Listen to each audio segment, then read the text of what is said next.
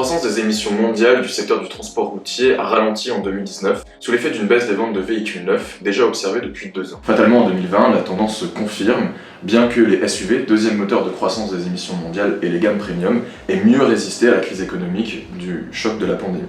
Leur croissance contribue toujours à contrebalancer les gains d'efficacité enregistrés ces dernières années. Les ventes mondiales de véhicules électriques ont moins souffert que le reste du marché. En Europe, ces ventes ont même augmenté et le continent est devenu leader du marché, dépassant la Chine qui dans le même temps réduisait ses subventions à l'achat de voitures électriques. Mais le marché des voitures électriques n'échappe pas à l'imaginaire de puissance et les véhicules lourds comme la Tesla 3 ou les SUV électriques dominent le marché aux côtés des petites citadines comme la Zoé de Renault ou la Leaf de Nissan. Les véhicules électriques ne représentent encore que 3% du marché contre 41% pour les SUV. De façon générale, la mobilité individuelle et privée est sortie gagnante de la pandémie.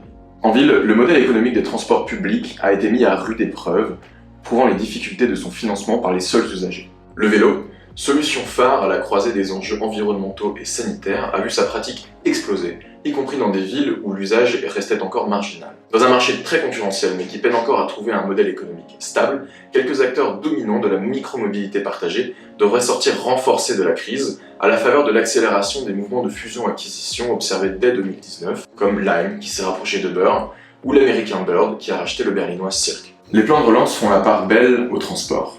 Si les mobilités douces sont soutenues, ces plans restent très favorables à la mobilité motorisée individuelle, y compris thermique. Pourtant, les constructeurs restent très éloignés des normes d'émissions fixées début 2020 et s'illustrent pour certains par leur stratégie d'esquive. En revanche, les restrictions d'accès urbain aux véhicules les plus polluants, comme à Londres, se multiplient et montrent une certaine efficacité.